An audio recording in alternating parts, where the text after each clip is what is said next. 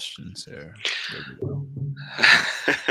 Men rising up to end the silence around us about the chains that bind us, to dispel the darkness of illusion with luminous spiritual technologies, to finally become the hero within us all.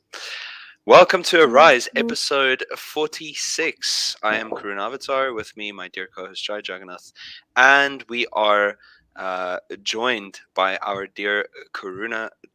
Oh, gosh. I'm sorry, it's so much like mine. Taruna Krishna Prabhu, who Govinda, is it's all right. a Tarun Govinda. no, but he made his name Taruna Krishna here. Oh, Oh my Tarun. God, I'm actually I'm Krishna. missing. Tarun No, Krishna. yeah, Jai, you're Oh, wrong. my bad. Yeah, it's It's fine. Taruna Krishna. Yeah, Yeah. okay. We're so professional here at Arise, the Honest Man's podcast. Um, today we're going to be, Taruna is here to join us in discussion about Ashtanga yoga and obviously how that interlinks with Bhakti. And we figured we'd kind of keep it quite general in the beginning and just ask Taruna to tell us his story. In relation to Bhakti and Ashtanga yoga, what he discovered first, and how the two have sort of like come together for him. So Tarun, we'll just give it to you, Prabhu. You can just really flow with it as you feel.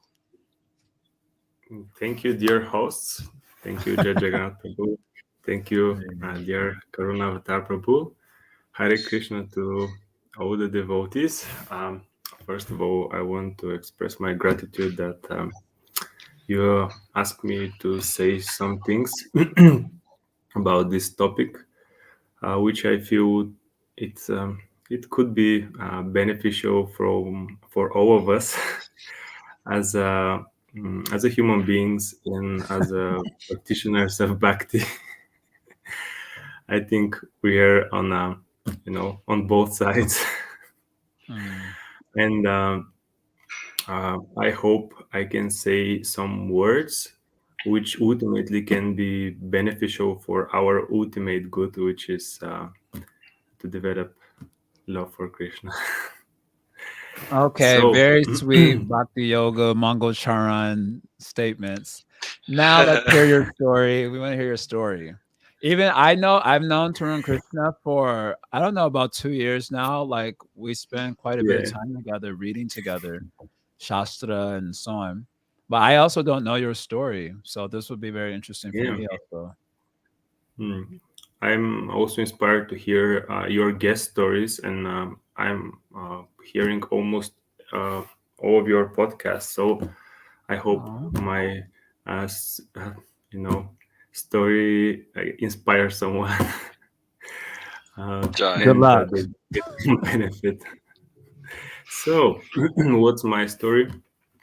Um, Actually, I started with yoga about, I don't know, maybe 10 years ago. How it started, actually, just before my connection with yoga, I was actually living in United States. I was in United States, in actually in Long Island. I was there working, trying to, to um, set up my goals in life.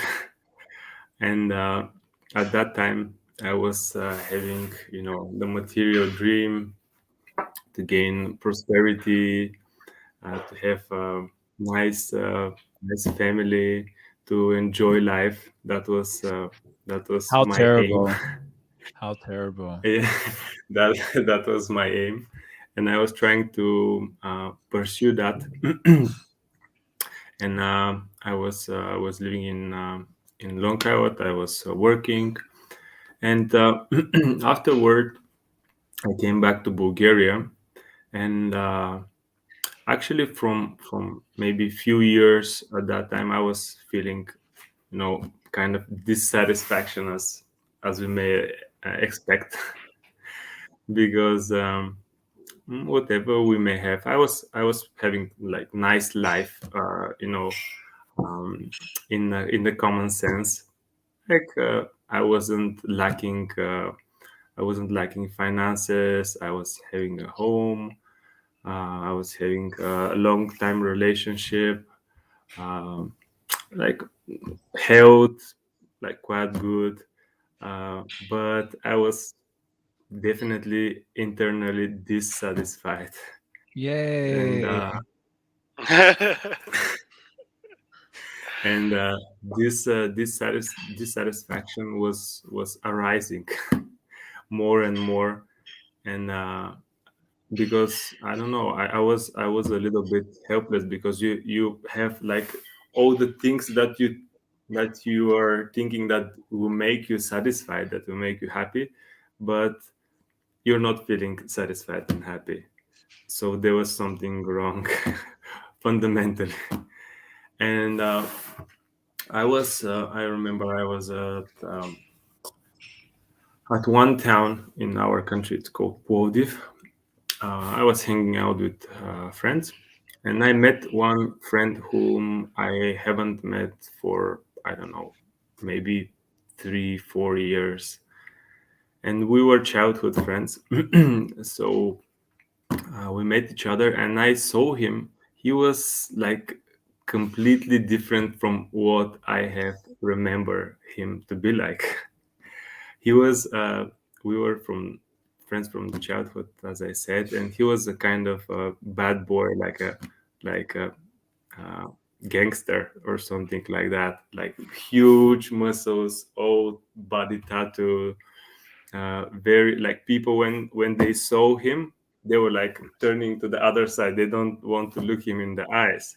So he was that kind of person, It's a good friend to like have, honestly. very. Hmm? So that's a good person to have as a Very, friend. yeah.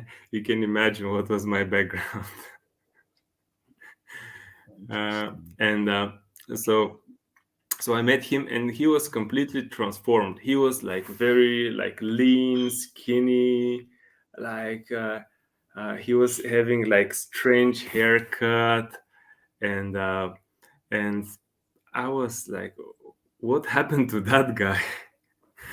What happened to him? He was in some kind of sect, or what happened to him? I don't know.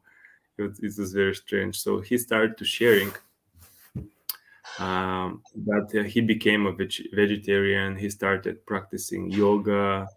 I was like, wow. I was kind of impressed, and he was like he was acting very humble, and he was like, you can see complete transformation from a person who can murder someone on the street to a person who can who is like kind of becoming saintly. So I was like, if what happened to that guy? And I asked him like, okay, now you can share what you did, and he started to explain his story, like how he changed, how he met some guys. They introduced him to like healthy food diet, vegetarian, and he met one old yogi in our hometown, and he started practicing yoga with him, and like this, and he started transforming. And I was like, I don't know what this guy did, but whatever he did, it works. So let me try. Let me try some of these things. So uh, I went to spend the winter at my hometown, and we start meeting regularly. He was introducing me to vegetarian diet. He was always preaching me how like about karma, violence of the animals, like healthy lifestyle, better to eat vegetarian food, you'll be uh, healthy and strong and things like that. And he also introduced me to our first yoga teacher, who is like old style, old school yogi from the 60s. He's now maybe 85 years old. Mm. He's that type of old underground yogis who practice yogis during the communist rule. Uh, like very like stoic person, who who don't like to associate a lot with masses, who just go to the forest, do some pranayama, asana, meditation, read some yogic books, and like living this like yogic lifestyle, particularly having connection with the nature, swimming in the sea during the winter, and things like this. So we he introduced me to him, and I was very impressed. I was like, wow, this person is special person, definitely. And we start going regularly, like 3 4 times, maybe 5 times a week. Practice 2 hours asana, then practice some pranayama, then going in the forest for another 2 3 hours. Winter time, it's like I don't know in American, but here it's like -10, -15. It's like cold. You go on a walk in the forest. You spend some time. No speaking, no prajalpa, nothing. You just try to observe, try to connect more inwardly, be more introvert. Then go back, drinking some tea, some light vegetarian food, and do some satsang, read some yogic books like Swami Rama and some other like yogis he particularly liked. And like this, I started to develop taste for this yogic lifestyle and for this yoga practice, and and I became very inspired. I was like, oh, and that's a life to live. And it gave me some like inner satisfaction.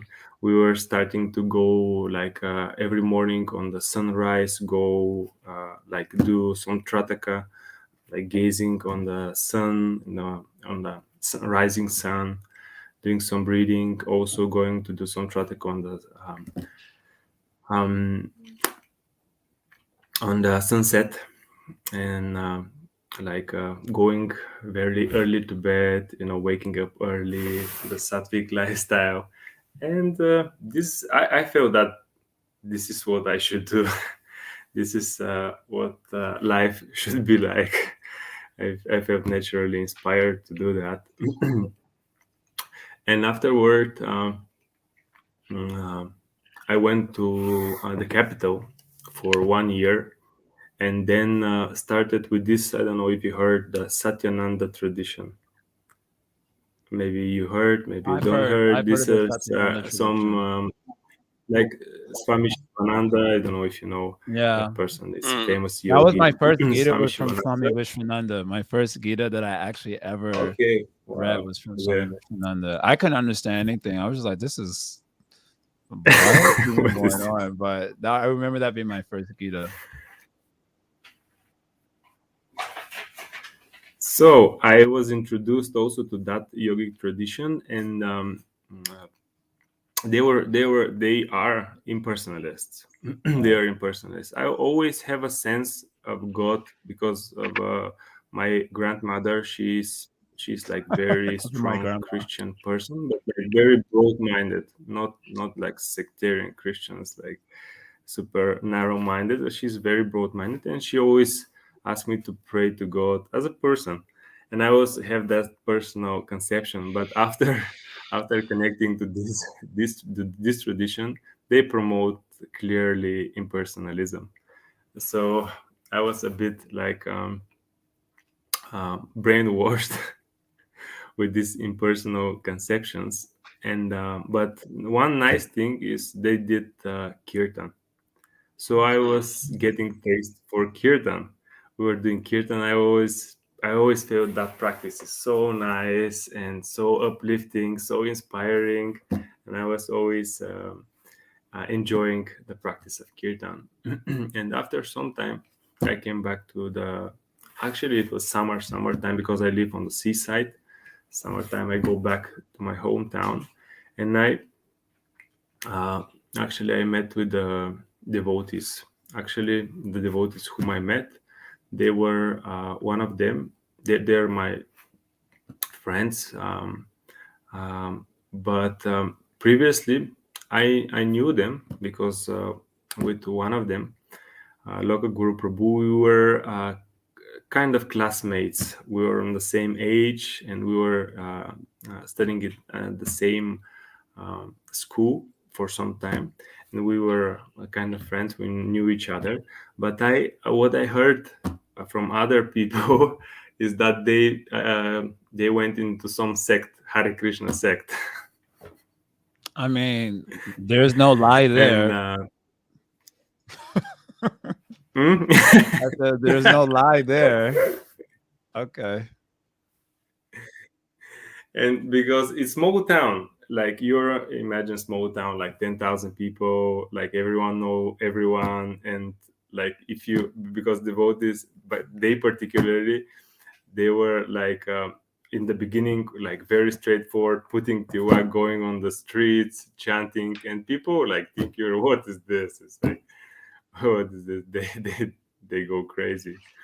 So I was thinking, I was like a little bit cautious, like but we met, we spoke some philosophy. Sudama Prabhu preached to me like some Bhagavatam philosophy. We were speaking about because I was also interested in philosophy. This Satyananda, they were also teaching philosophy, and we were speaking about the different concepts of the absolute.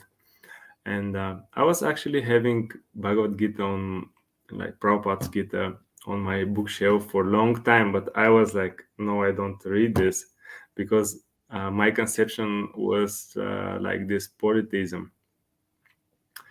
Krishna cannot be the only God. There are so many gods, you know, and on a subtle level, you have that have conception. Maybe I can also be God. Not half conception, full conception. Yeah, yeah, I understand. yeah. Yeah, so if Krishna is God, my position is lost. So I was like, no, I don't read that book. And but the devotees were very nice, very um, heart, like open heart, and very nice to communicate. And they were also doing kirtan, which I liked. So I was going to meet them, and we were having kirtans together. They were also start preaching. They were like, why would you like to get this japa beat to chant? At that time I was also chanting on beats, but other mantras. I was like, yeah, why not? I would take the japa. And I started chanting like one round. I remember one round, then two rounds, then increasing, then more association. And at one point they offered me to start working together because I was teaching yoga. So they were like, "Why don't you come and teach at our place, which is like a health center? Health center. It's Mhm. called Vitarama. I don't know if you heard of it. Yeah. It's a health center, and it's also preaching center, and it's promoting healthy lifestyle, spiritual lifestyle." Um, and I started working with them, associating with them. We were living like maybe 6 7 months of the year together, spending time always together, doing kirtan, associating, and I was gradually developing the taste Mhm. for bhakti. Mhm. Started reading more and more, and like this gradually develop taste for bhakti, and they brainwash me in the good sense. In the proper they did a proper brainwashing. Okay, that's your opinion, but okay, carry on. They did the proper brainwashing because You actually became a devotee. they yeah. And um, in our actually in the health center I met one guy who introduced me to Ashtanga yoga, like the Ashtanga vinyasa practice, which is different from uh, Ashtanga of Patanjali Sutras. Mm. And the Ashtanga Vinyasa is a kind of Hatha Yoga practice, which is which I consider is very good. And he introduced me to that, and I become inspired. So I went to India I was like, I have to study in the proper place. So I went to India to study at Krishna Patabi Joyce Ashtanga Yoga Institute in Mysore in South India. So I went there to study for a few months, and now, like maybe like 4 or 5 years in a row, I'm going onwardly to study there. And actually, that's a part of my yoga journey. I don't know. I don't So, want to get boring. Tarunaji, you mentioned something like right now where you said like Ashtanga Vinyasa Yoga is a kind of Hatha Yoga. Now, like in my mind, Ashtanga Yoga is one thing, Vinyasa Yoga is another thing, and Hatha Yoga is Yeah, another thing. So, like yeah, how exactly? Maybe you can just help because maybe some devotees also don't know. Some people yeah, don't know. Like, what exactly does Ashtanga Yoga mean? What exactly does Vinyasa Yoga mean? What exactly does Hatha Yoga yeah. mean? What are Hmm. they are different? How is Ashtanga Vinyasa Yoga a kind of Hatha Yoga? Yeah. Actually, everything which is connected to asanas and pranayama, it's part of hatha yoga. Hatha yoga Okay. is kind of branch of. I don't think it's a classical yoga. I'm not sure, but the hatha yoga texts are quite recent compared to yoga sutras or to Right. like Mm. more authentic text as Bhagavad Gita, like the Hatha Yoga. The main Hatha Yoga text is Hatha Yoga Pradipika, which is like maybe 500 years old around that time, and this is quite a recent text. And I don't know if Hatha Yoga is a discipline in itself. It's maybe part of the uh, classic Ashtanga Yoga. It may be considered part of the classic Ashtanga Yoga because it's a discipline which involves the Bahir Angas of Ashtanga Yoga. It involves yama niyama, asana pranayama, and also includes some kriyas like shatkarmas, purifying practices for the physical body, also bandhas, also mudras, and some things like that. And which, Yeah, I remember reading. I haven't read the entirety of the thing, but I have read Hatha Yoga Pradipika also, just yeah, trying to understand mm, chapter 6 of Bhagavad Gita more clearly. yeah, I read Yoga Sutra and Hatha Yoga Pradipika also. And I remember Hatha Yoga Pradipika, some of the commentators in that mentioning that this book is simply to assist the practice mm, of meditation as presented by Patanjali and Yoga yeah, Sutra. yeah, So they're Ashtanga of Patanjali is like it looks like one of the more overarching templates, and these are like supportive exactly, exactly. aspects. Exactly. That's why I mentioned that it's mostly about the Bahirangas, the Right. external practices of Ashtanga yoga. I have a quick So question before we yeah, move on. Your journey, how long were you doing yoga before you met the devotees? And then after you met the bhaktas and you decide, yeah, I'm going to pursue Ashtanga, Vinyas, Patabi Joyce, and Mysore. I mean, the devotees not like, because devotees, we tend to be a little bit, what's the best way to say that? Like judgmental. I yeah, mean, judgment because our philosophy is such that, dharma projita kaitava atra paramo, like yeah, all yeah. kaitava dharma Dharma kicked out. And Kaitava this project. Ashtanga yoga vinyasa kaitava dharma is cheating. And you may have encountered some of that resistance when you were like, hey, I want to go do Ashtanga vinyasa and Patabi Joyce and Mysore. Like, I'm kind of interested about that tension, or if you Yeah, experienced that tension. I can that's only imagine that you did. that's nice. I was also thinking to share some things on that. Not now, but Share it now. as The you question is ask, I good. would share Yeah. some things. Yeah, yeah. Like I started with the yoga, as I said, maybe 2011. At 2013, maybe I met the devotees, Okay. and 2015 I started with Ashtanga Vinyasa. But these friends of mine, these devotees are broad-minded. They're not narrow-minded, like um, fanatic in the bad sense. And we know that everything except like Ahaituki Bhakti, everything is kind of a dharma. Yeah, that's what we say. But but uh, we can also take it from another angle, which is anukulasya, like anukul bhakti. Actually, yoga maybe anukul uh, anukul anga. Yeah. So they know me, so they know how I think of yoga, and they knew that I was thinking of yoga as something complementary to bhakti and something which is my occupation, which is my occupation as like what I do, and something that I can use in the service of Krishna. Mm.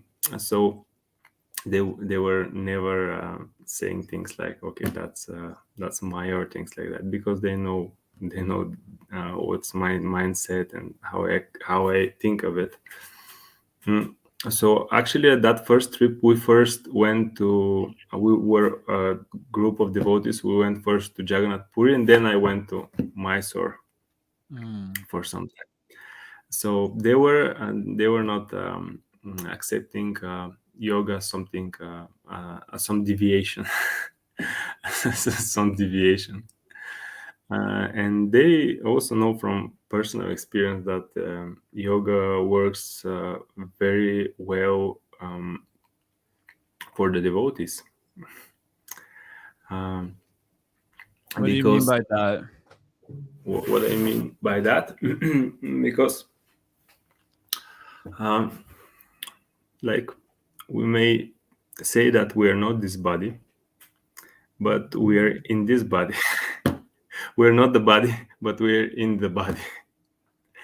So as we know that this body is a vehicle, we have to keep the vehicle in a good shape. Yeah. So somehow or other, we need to keep the body in like proper shape in order to practice bhakti. We know that we are not the body, but we have to keep the body in good condition in order to practice bhakti. As we Mm. may have a car, we may not associate with the car like I'm the car, aham car, but but we know that if we want to go from point A to point B using the car, we have to keep it in good shape. Yeah. Sure. Also, this car, this body is given to us. It's not our body. This body, as we know, it's a gift. It's a gift from Krishna. It's very rare. We know from so many, from 8,400,000 forms, this is a very rare form. This human body is very rare, and it's a gift. And it's not our body. It's not. I cannot do whatever I want. So it's Krishna's property. So we have to keep Krishna's property in good condition. Yeah. So you never experienced any like tension within like encountering okay, so your friends are broad-minded, yay, lucky you. You didn't have to deal with that sort of tension, fine, whatever. But what about like reading Prabhupada's books? For example, you're kind of becoming a Hare Krishna. And in Yeah. Prabhupada's books, what's coming to mind right away is Yeah. I think 259 Yoga Gymnastic. Nidra. Yeah. And Yeah. yeah, calling it gymnastics, or Yeah. like I'm looking at this purport here where Prabhupada's talking about Ashtanga yoga, and he Yeah. says, since restriction by some spiritual process like Ashtanga yoga, and the manner of yama, niyama, asana, pranayama, pratyahara, dharana, dhyana, etc., is recommended for less intelligent Mm. persons who have no better knowledge. Yeah. And then, but those who have tasted the Yeah. beauty, like, did you ever experience any tension about your engagement with yoga in the context of these sorts of statements?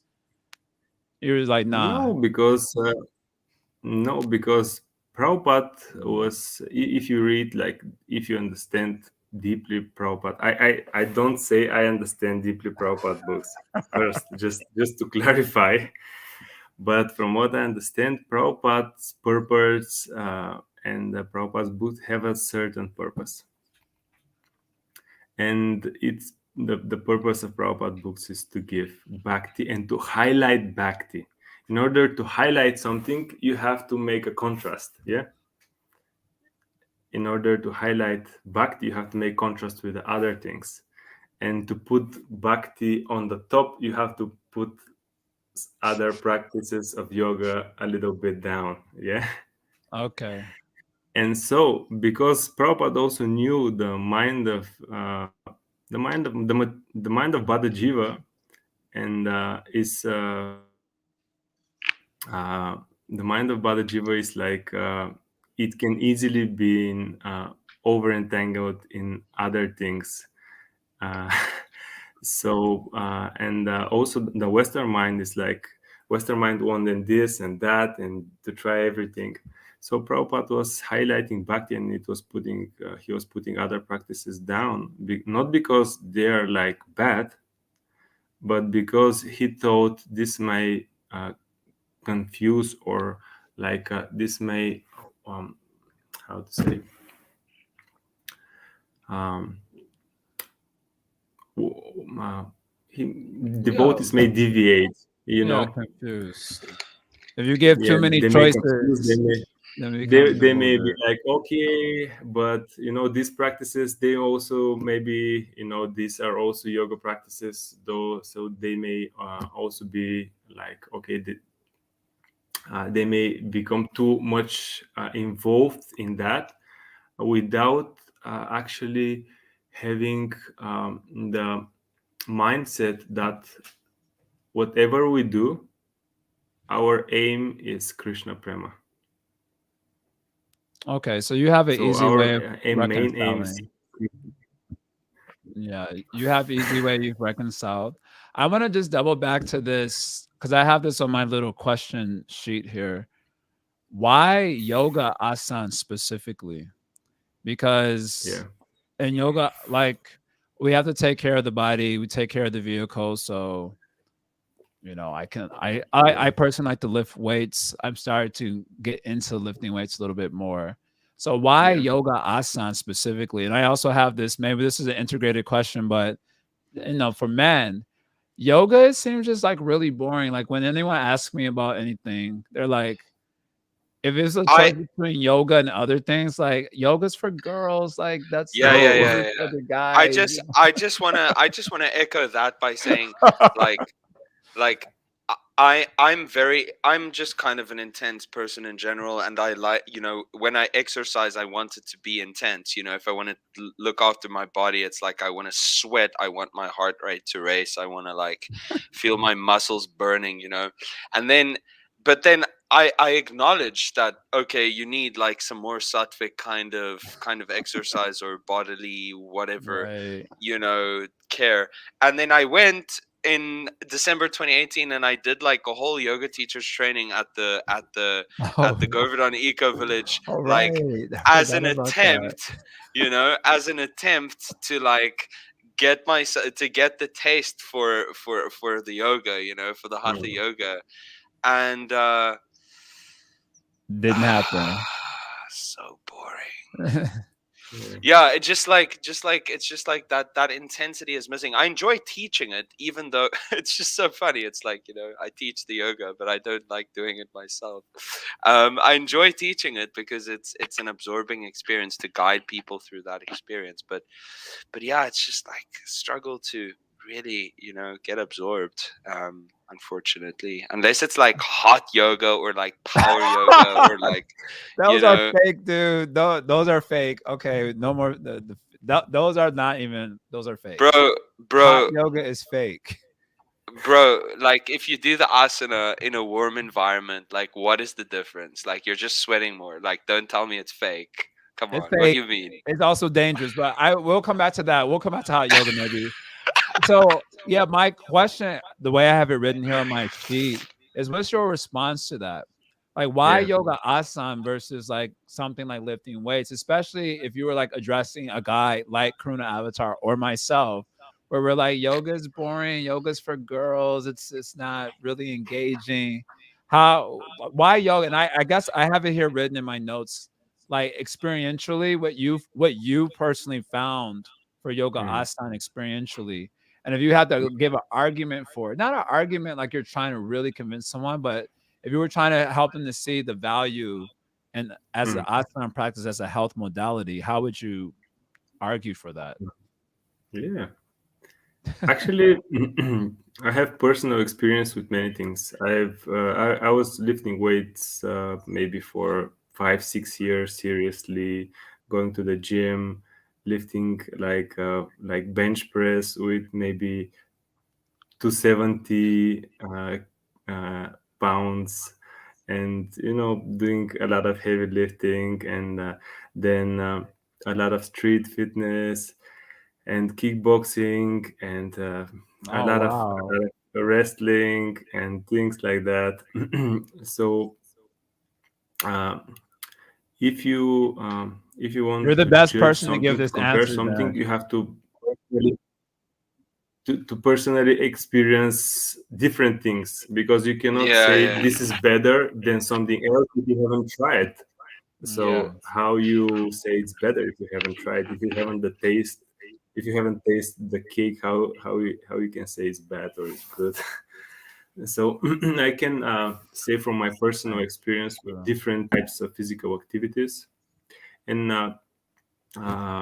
maybe I can use not like only asanas, because it's a little bit limiting, but asanas with proper breathing, with pranayam practice, and with kriyas. I think like this hatha yoga, this three of hatha yoga, and bandhas, and like this, they're also like part of the physical things. So I can speak about them, not only asanas, but starting with there are benefits on each level of our human existence. We have like many, like what? How many levels we have? Physical level, on a bodily platform. We have emotional, emotional, emotional platform. We have also like our how our brain works, our mind works. Social also. So on each of these different levels, there are so many benefits from this hatha yoga, from asanas, from pranayam, from kriyas. So I will try to say some things connected with these benefits, starting with the physical body. Like for example, if you take some physical activities, uh, there are four main components of the holistic physical activities.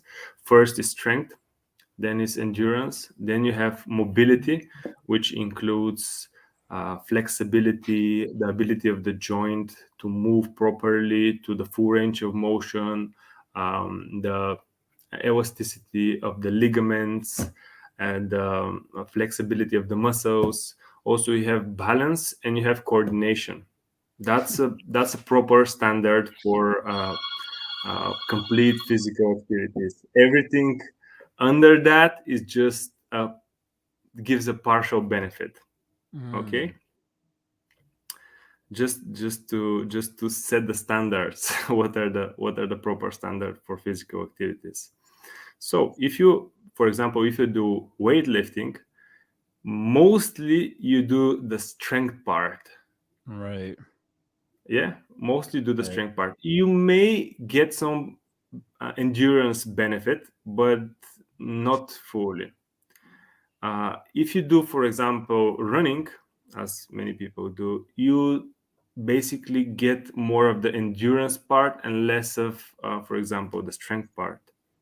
If you do, for example, some uh, flexibility training, mostly you get the mobility part or the flexibility part. Mm. So you hardly find a discipline which have all these four parts: strength, endurance, mobility, and balance and coordination, which are combined and synchronized and harmonized in a proper way. Mm. Okay. Wow. So if you, because as I said, I tried many things, I haven't found anything which combines that properly until I practice Ashtanga Vinyasa. Mm. Because there you have this strength part.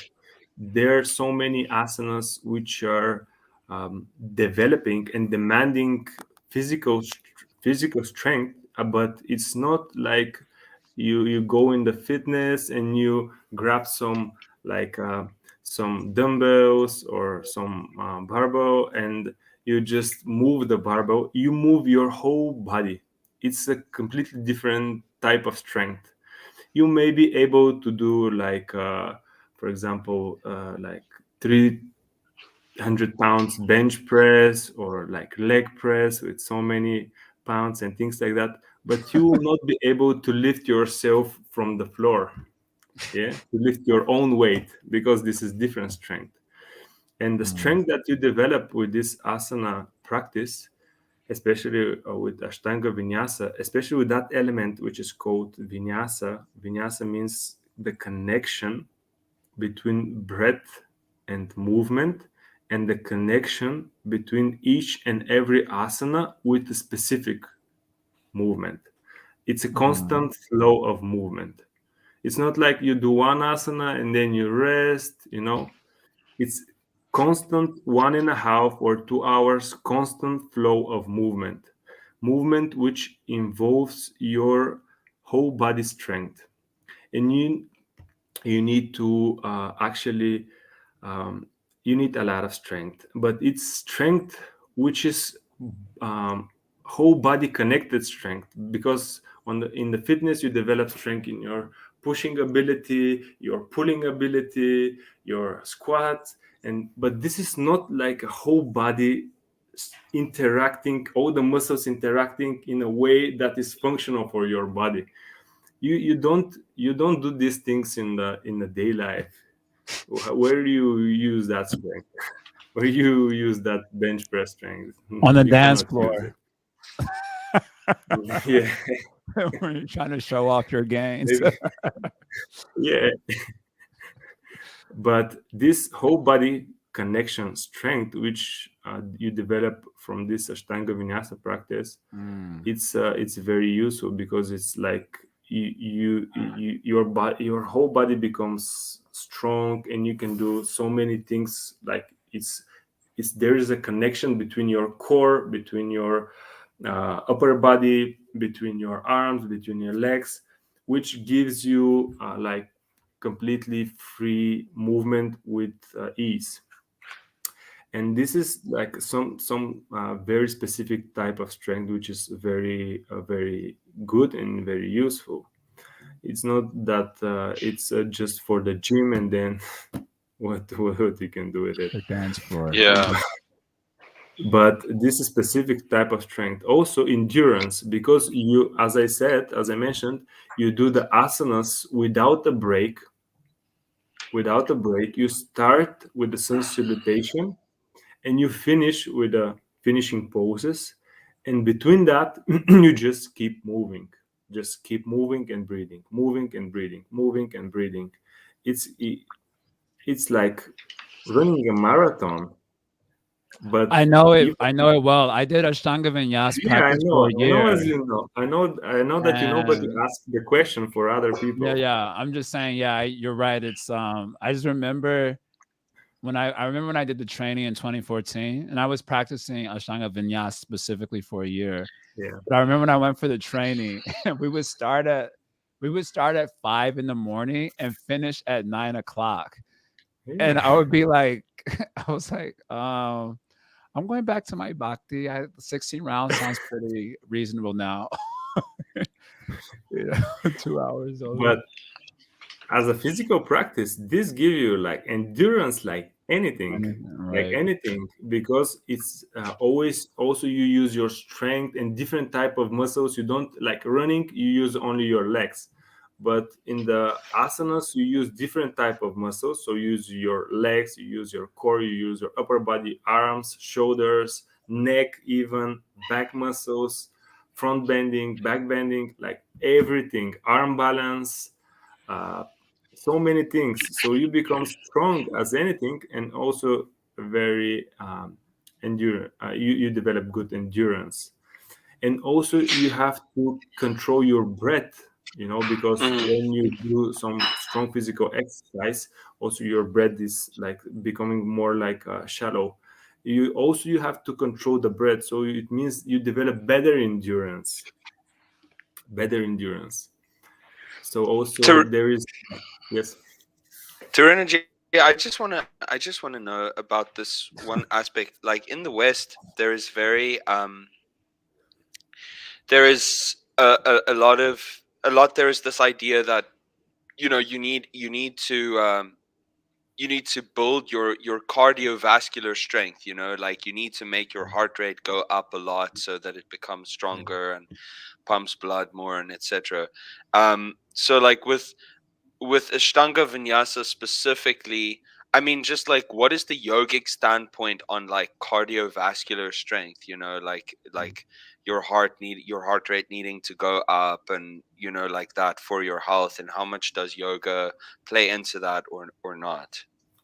No, it depends, but like definitely it's good to develop strength of the heart, but you don't need to overload your heart. Actually, in yoga, you learn how to do maximum benefit with minimum harm.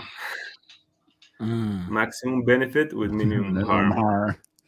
This Something is the this is West isn't good at, but right. no, no pain, no gain. This is the slogan of the Western mind. Yoga slogan is other. You do maximum benefit with minimum harm. This is what we try to do. So what we as of course, when you did this type of like intense practice, because the practice is intense, believe me, if you come on a class, on a lead class, you will be probably dying after like 40 15 minutes. you minutes. you you won't be able to do the full class. That's why we don't push people to do like from the beginning so much intense. Gradually they develop everything. Right. It's a gradual process. The class is structured in a gradual way. So you develop gradually strength, you develop gradually mobility, develop gradually endurance and everything. But if you come on a lead class, which is not the how to say, the Standard usual way. Yeah. environment in which you learn, you will be probably, if you put two fitness guys like super fit and things like that in this type of class, they will die after like 30-40 minutes. So Karuna Avatar, I challenge you to go to a Ashtanga Vinyasa led class and see how you can do in it. I already know the experience very well.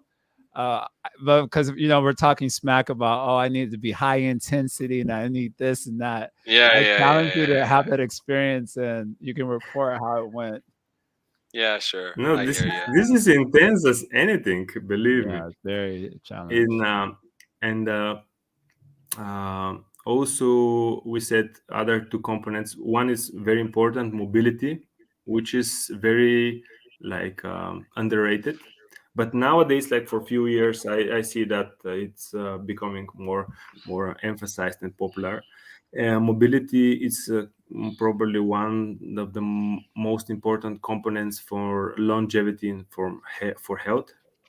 Actually, Interesting. so many people like after 40, probably more than 50-60% of the people, especially after 50, they have some joint issues, like some hip issue, so many hip injuries and surgeries, knee surgeries, shoulder surgeries, so many problems, hip replacement, knee replacement. So this is a huge problem, and you need this particular thing, which is called mobility, which means develop a range of motion, strength in the joint, strength in the ligaments and in the muscles, and also flexibility and elasticity of the tissue. Also, this is, as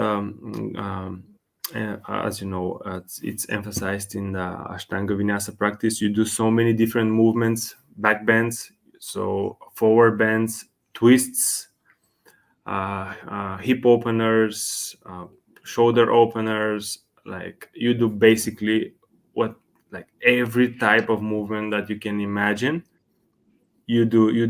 Actually, you develop mobility of almost every every type.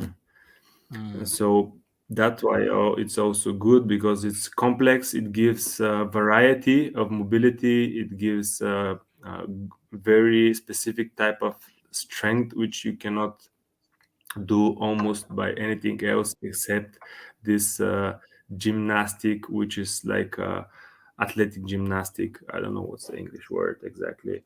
Yeah, Also gymnastics. balance. Yeah. Also balance you develop, because there are so many balance pose. You develop balance, which is connected to concentration. In this way, you develop concentration, and also you strengthen the muscles which are supporting the body in the balance, and also coordination. So you basically have all in one. all That's a very good and comprehensive answer. Just on this last point, well, it connects to another thing I have here on my little question sheet. How and this kind of the jux or the gist of what I'm interested in when I want to talk about yoga in this context is how has it helped you specifically, or how may it help someone? And I'm using this word level up, Mm. um, particularly like in the department of people are starting to realize increasingly the need for more self-discipline. I think in religious communities, Yeah. we overkill on that point. And so when you're like living in a religious or spiritual community, you're like kind of over the self-discipline sort of talk Yeah. because we just like Yeah. overkill on it. But in the material world, this is like so many YouTube videos about you need to control yourself, this, that, and the other. So I'm kind of interested in how, yeah, how this is helping to gain, yeah, self-control, like, or particularly experientially, because in your own journey of yoga, how have you found it to help you in that department so that you could even do your bhakti practices free from so much like pull from the outside world, pull from the senses, which tend to be, Mm. a little distracting, a little bit of an obstacle sometimes when you're trying to go a little bit inside. Have you noticed Yeah. help from the yoga system in that way? Yeah. Thank you for the question. Uh, Actually, except all those things that we mentioned previously about the, like, as a benefits, there are so many benefits that can be mentioned, but also all this, on the top of it, it promotes sattva. It promotes a development of sattva. In order to have any kind of sense control, you have to bring yourself on the platform on the platform of sattva. You cannot be in tamas or like in rajas and expect any type of sense control. Mm. How we can speak of sense control when we are under the Kamesha, Krodesha, Rajaguna, Samudbhavaha? How we can speak of sense control when we are uh, ordered what to do by Rajagun? That Right. How we can do is the that? truth. Go satisfy No, your senses nonsense. no. Also, when we are in Tamagun, what is happening. We are in lethargic state. We don't want to do anything. What to speak of bhakti? We, we just want to lay down, watch some YouTube videos, or I don't know, Netflix. I don't know, in Bulgaria it's not popular, but I guess you mentioned it so many times.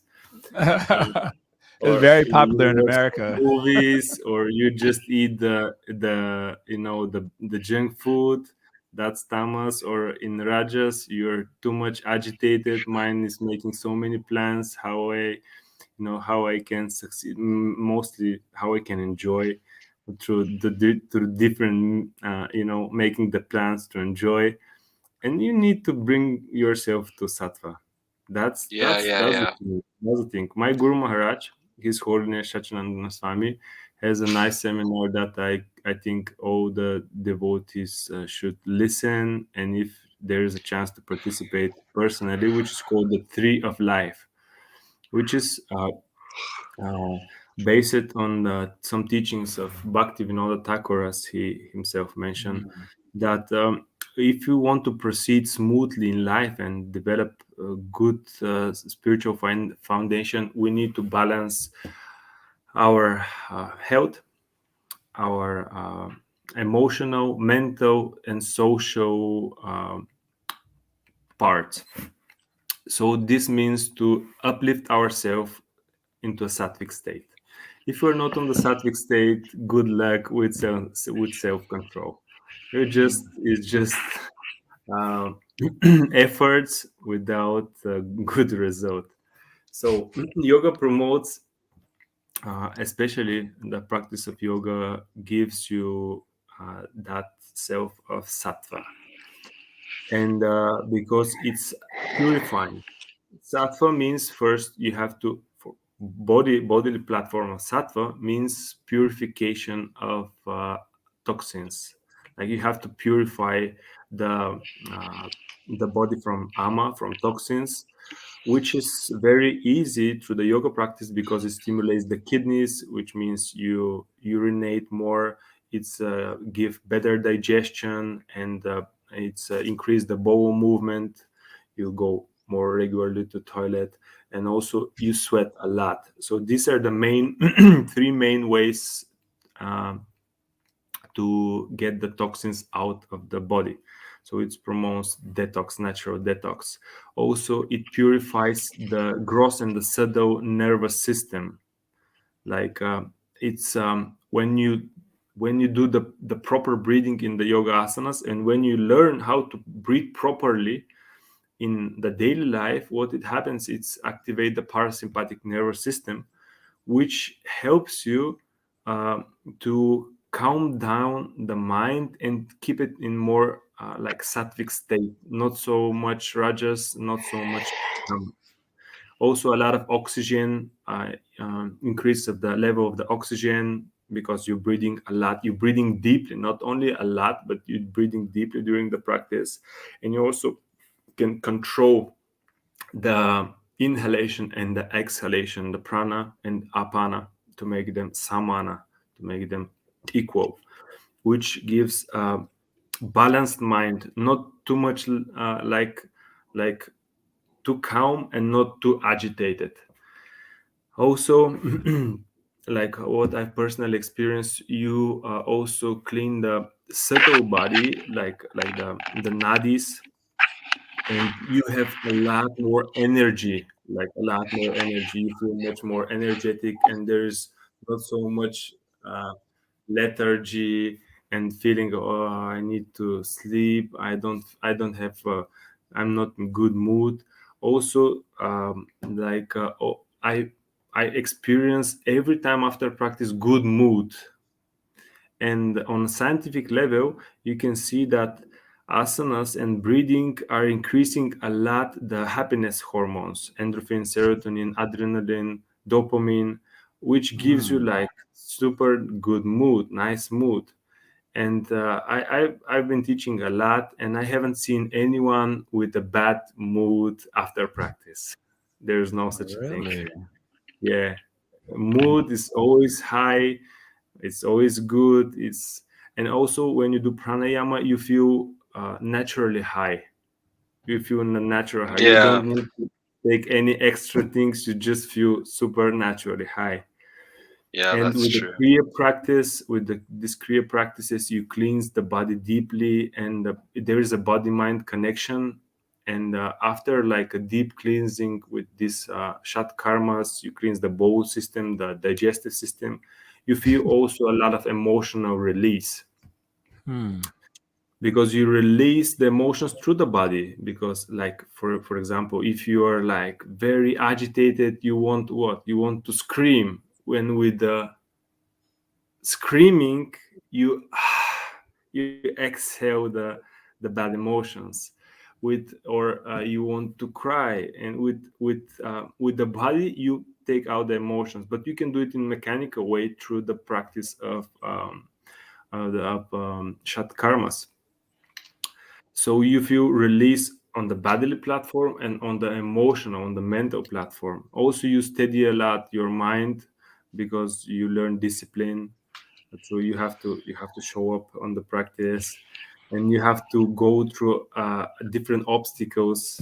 So you develop mental strength, and yeah, there's so many things like This is a good sell. I mean, I do Yeah. appreciate yoga, honestly, but the way you're describing, I'm like, whoa, this thing is like legit scientific. I didn't realize the depth of, um, yeah, the just the depth, not the depth. The word I'm looking for is the comprehensiveness of impact in which yoga practice could really do to a person's life. I'm just gonna ask this question now because Anand Singh has been posting on every platform, so I think he really wants to know an answer to this question. What book resource do you recommend for beginning Ashtanga yoga practice? It's got it on YouTube, okay. got it on Facebook, got it on Boudica. So I just wanted to put it Yeah, out there before. nice. Nice question, but my suggestion is never try to learn anything by book. You have to find a teacher. You cannot learn anything by book. Hmm. You just speculate on what is written there, and at the end, you you may you may do it improperly, and get the bad taste. You you you never do that. Like, it's Nice if answer. you want to learn properly, find a proper teacher, and who have what is Bhagavad Gita saying? Tad vidi pranipatena pariprashrena sevayam upadekshanti gyanam gyaninas tattva darshi. You have to find someone who experienced the subject matter. So who is experienced, and who practice the knowledge, who has realization, who knows where the obstacles, how you can progress in a proper way, and to give you the right dosage of what you need. Otherwise, I don't recommend this Okay, so book all right, practice. we're gonna rephrase the question then. What teacher or what place can one go where they're likely to find a good teacher on the subject matter? It's as in everything, good teachers are a rare thing.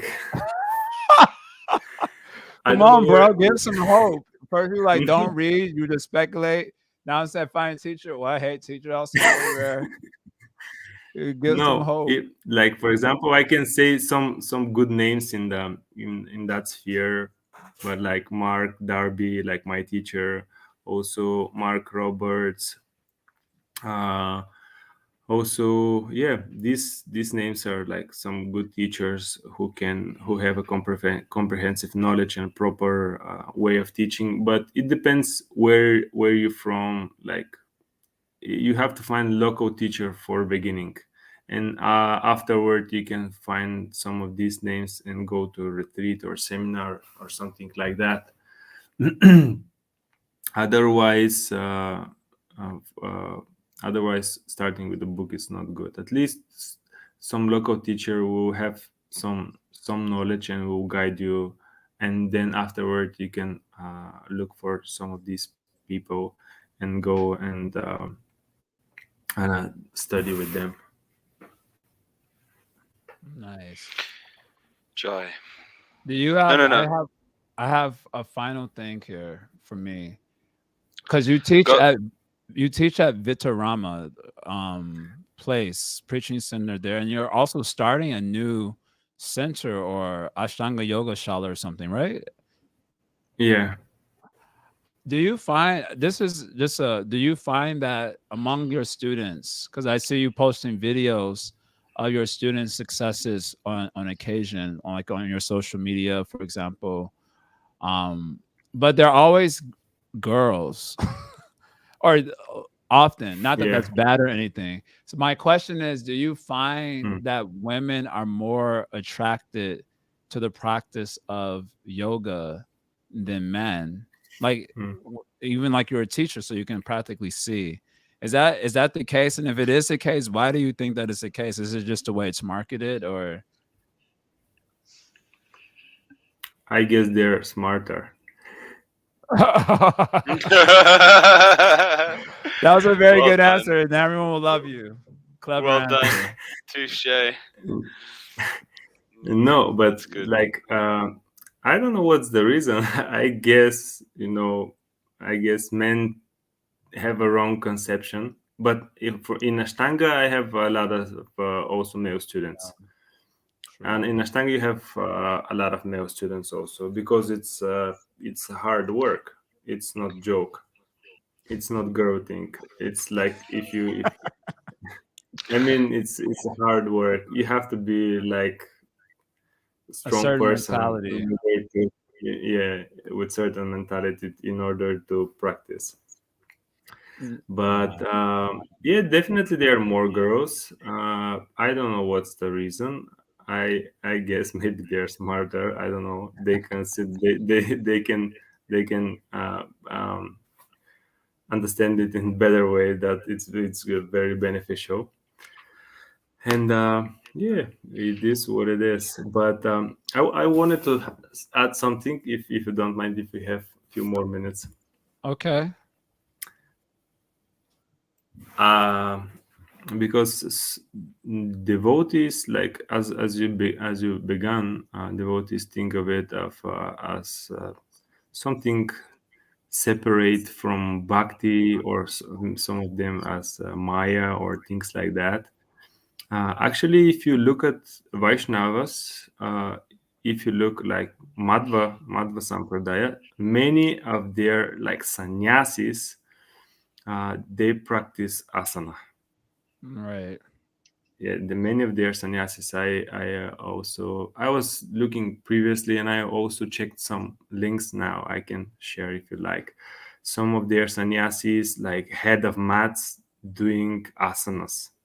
So it's not something foreign for the Vaishnava community. It's Sure. something which is actually very close to our culture, and which is also very good for our society. And it's actually nowadays yoga as a how to say, as a thing, is occupied by materialists who want to exploit it and make money of it, and actually is occupied by the Mayavadis. You can see this art of living, Sadhguru, and all these cheaters. Like art of living, they're a little bit better, but this type of people like Sadhguru, they want to use it to propagate their speculations in their Mayavad philosophy. And instead of condemning instead of condemning yoga as a kind of a dharma, we may do something else. We may use it in service of Guru and Krishna. We may more of the devotees may start practicing and have a good sattvic occupation, start teaching the philosophy of yoga, of the philosophy of Bhagavad Gita, Bhagavatam, and Bhakti philosophy, to teach the proper philosophy and the proper presentation of Shastra in the broad field of yoga and the broad yoga community, and doing more kirtans, sharing more knowledge how to actually what actually yoga is, and to put yoga in its proper place, at least as a means to connect atma, the and the paramatma. So instead of condemning, we can do that. And from personal experience, people are very from yoga community, people are very open for our knowledge. Like, many of my students like very much kirtan. A lot of them chant, many of them go to the temple, and like, they're open to the philosophy, and it's just how to say, it's pity that we don't do this. Yeah, We I have think to consider. that's a just like a pedagogical thing that are we're like having growing pains as a collective. When you're growing up as an individual kid, you have growing pains, so you have temper tantrums where you don't Mm, need to have tantrums. So I feel like as a collective, we're also going through our growing pains, and one of the areas is like how we teach, like the mhm, pedagogies that we employ to teach. So because we're shooter, like you were mentioning, how the sannyasins and Madhu's line, they do asana practice. And if you see, even I've seen Ramanujacharya's commentary on Gita, and he has like Ashtanga yoga themes weaved into a lot of the explanations of some of the verses, especially Yeah, the verses linked with Jiva Mukta. But in our culture, we're Shuddha Bhakti, Kevala Bhakti, with no karma, gan, yoga. Bhakti is depends only on itself. It doesn't, this is how the theology is there. And that is a teaching that we get from Srimad Bhagavatam also. So then the way it translates in our head, especially if we didn't grow up in a devotional culture, especially if you're from the West, the way, like as it said, a lot gets lost in translation. So when it translates in our head, it just gets expressed as like this destructive force. Like if it's not this very specific thing, it's complete evil and it must be destroyed. And that's just something, like it's just like I'm calling it as a like a pedagogical growing pain that we're still learning how you say, receive these sorts of teachings and how to communicate them in ways that it doesn't lead like destruction in its path, which is what kind of tends to happen. So this yoga nonsense, this karma nonsense, and it's just like destroy anything that isn't this thing. So that's something we'll have to grow into maturity. But I do agree with you. I'm from the Bhakti Center, and the Bhakti Center has successfully used yoga as a tool of connecting people to something higher in general, and Krishna specifically. There are a lot of people who've become devotees in our mm, community through the yoga, channel. So yeah, I definitely, it makes sense to me that it could be a way we could use that to serve instead of just smash it. But that's just something we're still growing into our maturity. Like, we're a young institution after all, a young community of yeah. devotees. It's one one final thing that I just like to put out there, Prabhu, is you were mentioning before how the practice one into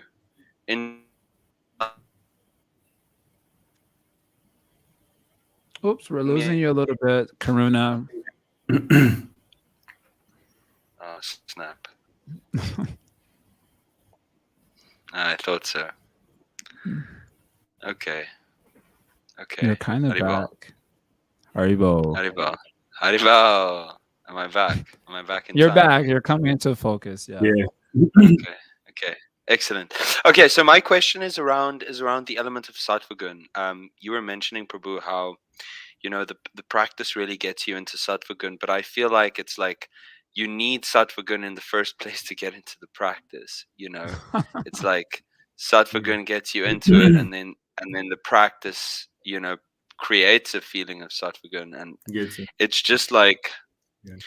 I just this whole sattva gun thing is Conundrum. like, yeah, it's like this whole sattva gun thing is like very theoretical for me, you know. Like I think I may have experienced like a few brief moments or hours of sattva gun in my whole life. Yeah. So I'm just wondering, you know, like when you when this feeling of sattva is kind of evasive, you know, like how do you bridge that? So just from your personal experience, Prabhu, do you feel like sattva is something that you ever really had in your life or knew before you discovered this practice of this asana pranayam practice, or is it kind of like what comes first? So it's a very good question, and it's good to understand it in a proper way. And I understand you completely because as we know, there are different svabhavas, different different natures, and some, like, even in the classic Vedic society, chaturvarna, they're like different, like brahmanas are more in sattva, kshatriyas are more in rajas, and so on. So we will naturally have different inclinations. Some of people will be naturally more sattvic, some are more rajasic, Mm-hmm. some more tamasic. But it doesn't mean if we have particular nature, we are completely bound by it. It means that we have to put more effort in order to balance it. So for someone who is more in sattva, it will be definitely more easy. For someone who is more in rajas, it will be a little bit harder in order to practice something which requires a little bit more sattva. And for someone who is in tamas, it will be like more effort. But it doesn't mean that it's impossible.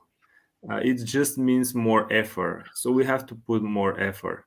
So more effort means more association with a particular guna. So if you want to be more in sattva, we just have to um, stay in connection with the things which are in sattva. It will But what if be you're like harder for heavily passionate? You're not attracted to be more around more sattva. That issue comes up also for a lot of people. When you're like in a lot of Mm. Thomas or a lot of Rajas, and you hear this theory that you're presenting, which is the true one, you need to do more Mm. sangha with the guna that you want to be a part. But you look at sattva from Rajas and you're like, doesn't look like my thing. Of course, Yeah. that's why in Gita, this is Krishna saying that in the Right. beginning it's like poison. It's of course, Right. but you have to take the treatment. If you want to be cured, you have to take the treatment. The medicine, it might be bitter. So, But but that's still afterward, Right. you it's like you that. you Afterward, it Mm. becomes sweet. But yeah. you need some time. You need some time to spend with this bitterness, and then you experience the sweetness. Otherwise, it's not possible. So we have to do the But you still required need. steps. Yeah. Sorry to try to interrupt all the time. It's just No. you need to suffer enough in the lower modes. You need to become disillusioned in the lower modes to have this desire to push through this bitter poison taste in the beginning. It's like you need to really want it in order to get it.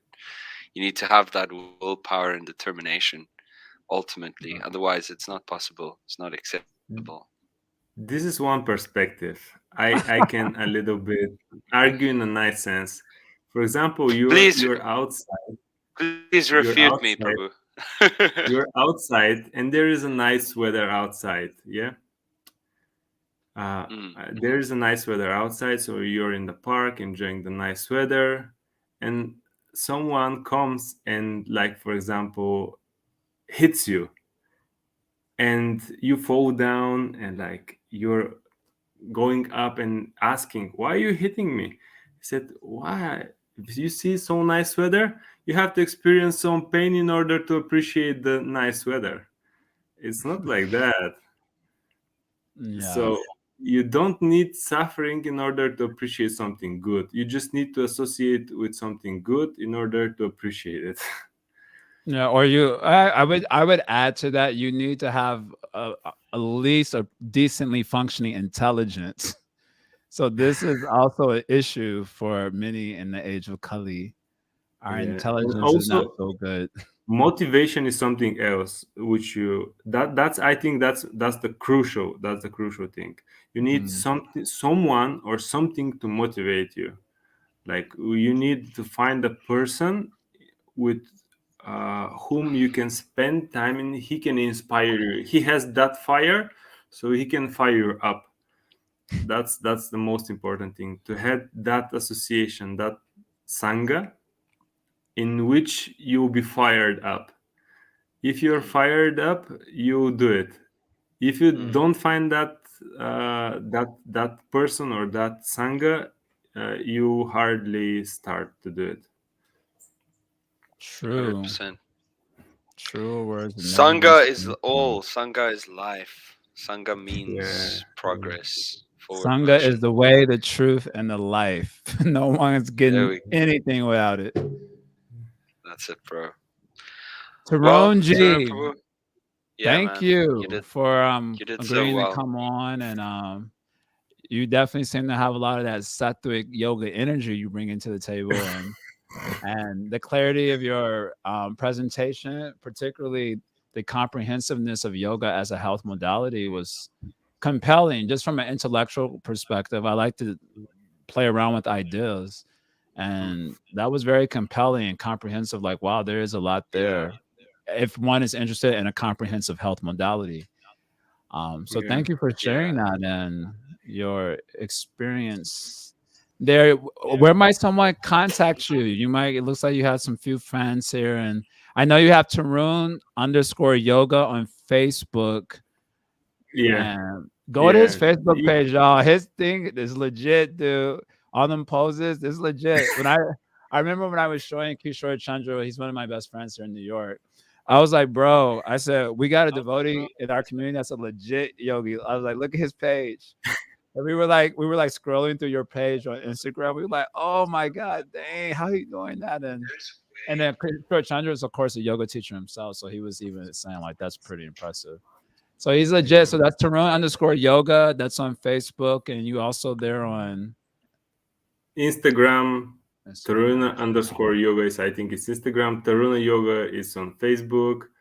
So everyone is free to ask any questions. I will be more than happy if I can help somehow or other to the devotee community.